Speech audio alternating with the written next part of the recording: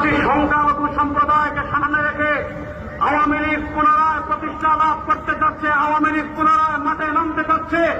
আমরা পরিষ্কার ভাষায় বলতে চাই, ইসলাম সংখ্যালঘুদের নিরাপত্তার বিধান দিয়েছে, ইসলাম মন্দির ধ্বংস করার প্রতিদান আমাদেরকে শেখায় নয়। কিন্তু যদি সংখ্যালঘুদেরকে সামনে রেখে পরাজিত আওয়ামী লীগ শক্তি আবার মাঠে নামতে চায়, এই দেশের মুক্তিকামী জনতা আবার মাঠে নামবে ইনশাআল্লাহ।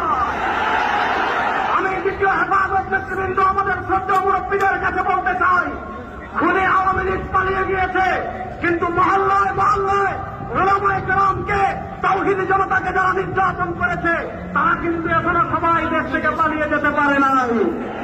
আমরা আইন নিজের হাতে তুলে নেই না, ইসলাম আমাদেরকে এই শিক্ষা দেয় না।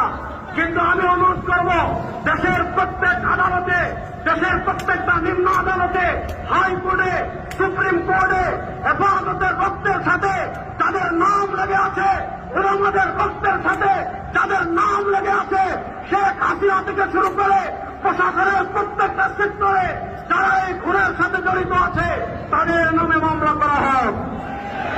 আরেকটা অনুরোধ করে আমি শেষ করব, আমাদের অনেক ভাই হেফাজতে 2013 সালের আন্দোলনে, 2021 সালের আন্দোলনে শাহাদত বরণ করেছেন। নানা কারণে হেফাজতের শহীদদের তালিকা প্রকাশ করা হয় নাই।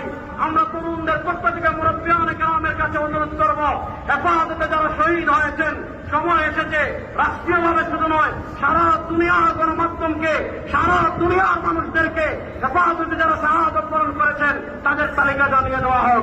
নাসরুম মিনাল্লাহ ওয়া ফাতহুন করিম।